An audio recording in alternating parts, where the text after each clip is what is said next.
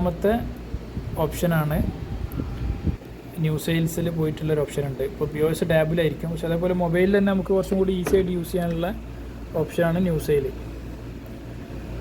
New sale എടുക്കുക, നമ്മൾ കസ്റ്റമറെ പേര് നമുക്ക് മാനുവലി പേരടിച്ചിട്ട് സെർച്ച് ചെയ്യുക.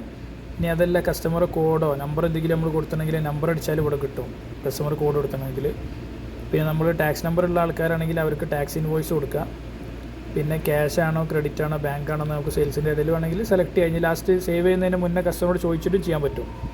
പിന്നെ നമ്മൾ എന്ത് ചെയ്യുക വെച്ചാൽ സാധാരണ പോലെ നമ്മളെ പ്രോഡക്റ്റ് എന്താണെന്ന് വെച്ചാൽ പേരടിക്കുക, പ്രോഡക്റ്റ് ആഡ് ചെയ്യുക, ഇനി പ്രൈസ് ചേഞ്ച് ചെയ്യുക, എൻ്റർ അടിച്ച് ക്വാണ്ടിറ്റി എത്ര നമ്മൾ ക്വാണ്ടിറ്റി ചിലവ് കൊടുക്കുക. അടുത്ത അതേപോലെ തന്നെ എന്ത് ചെയ്യുക, ഇങ്ങനെ ഓർഡറിൽ നമുക്ക് ആവശ്യമുള്ള സാധനങ്ങൾ എന്ത് ചെയ്യുക ഇതേപോലെ നമുക്ക് ആഡ് ചെയ്യാൻ പറ്റും.